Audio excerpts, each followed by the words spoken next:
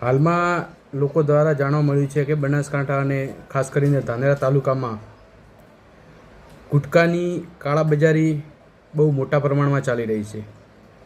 ખાસ કરીને જે રિટેલ વેપારીઓ છે, નાના વેપારીઓ જે રિટેલમાં ગુટકાનું વેચાણ કરે છે, એ એક જ પડીકીના જે પહેલાં 5-5 રૂપિયામાં વેચતા હતા એના હવે 7થી 8 રૂપિયા લે છે. રેગ્યુલર 7 રૂપિયા બધા લે છે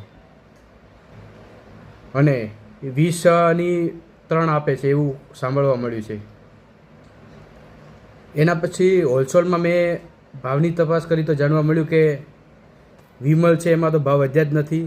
જાફરી અને તાનસેનમાં થોડો ભાવ વધારો છે, પણ એટલો પણ નથી કે 7થી 8 રૂપિયા લેવા પડે.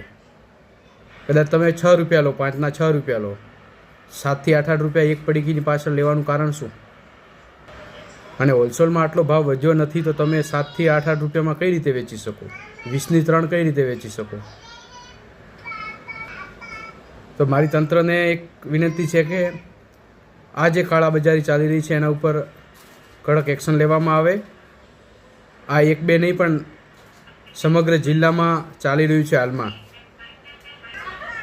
અને જનતાને પણ નમ્ર વિનંતી કે આટલું બધું ભાવ આપવાના જ ના હોય એમને પૂછો કે આટલા ભાવ શાના લો છો તમે? હકીકતમાં આટલા ભાવ વધ્યા જ નથી તો 7 રૂપિયા શાના લો છો તમે?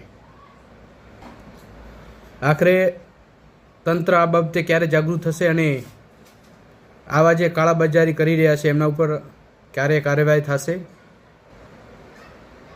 તો જલ્દીથી જલ્દી આના ઉપર કાર્યવાહી કરવામાં આવે અને લોકોને જે લૂંટવાનું કામ ચાલી રહ્યું છે એના ઉપર પાબંદી લાગે.